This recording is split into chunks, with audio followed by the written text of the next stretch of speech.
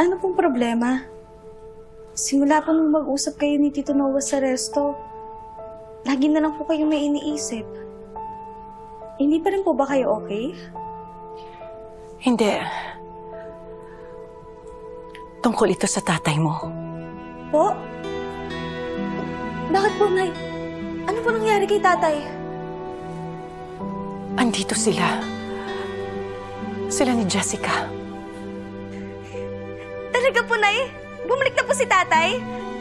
Nay, puntahan po natin sila, please. Gusto ko po silang makita. Bunso!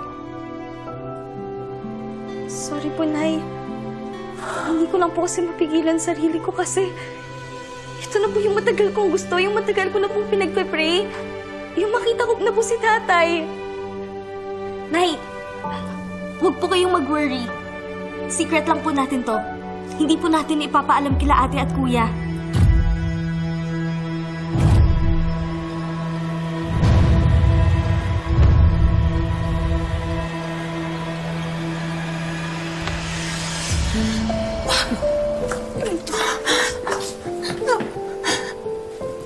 Tawag mo ako, Ate Didang. Andrea, pakalmahin mo muna sarili mo.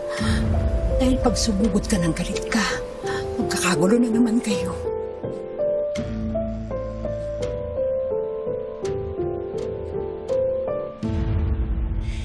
Nay, gusto ko pong makita si tatay. Tara, pupuntahan po natin siya. Kaso, Nay, alam niyo po yun? Kinakabahan ako, hindi ko po alam kung anong sasabihin ko. Hindi ka makikipagkita sa kanya. Po? Bakit naman po, Nay? Kung ayaw niyo po siyang makita, kahit ako na lang po. Magagalit ang kuya mo at ang ate mo. Mag-aaway lang kayo. Eh di awayan na po nila ako. Ang hirap naman po kasi sa kanila eh. Porket galit sila kay tatay, gusto po nila pati ako galit.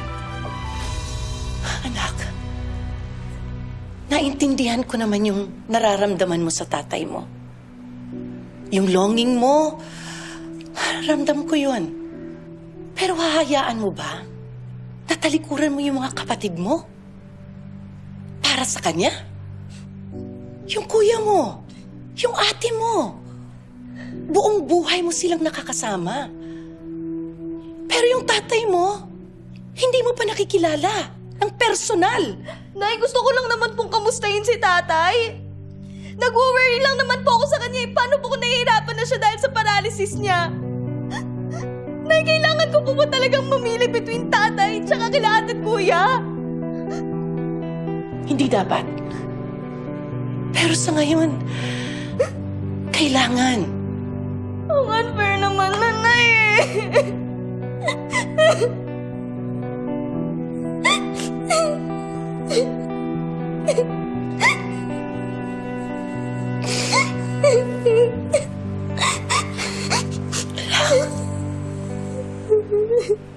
Unfair talaga ang buhay.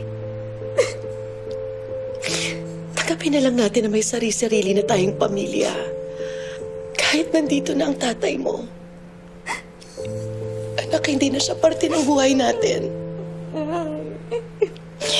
Kung mag-alala tayo sa kanya, hanggang doon na lang yun. Ipagdasal na lang natin sila.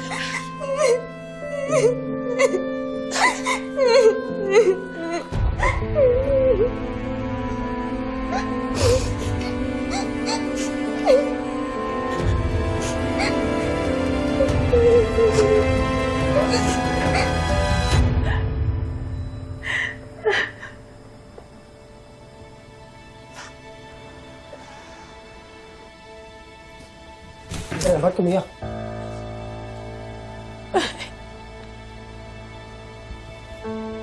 Bakit?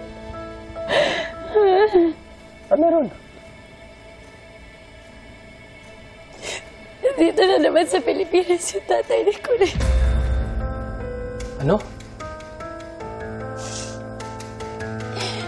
At alam nila, nanay, sinisikreto lang nila sa atin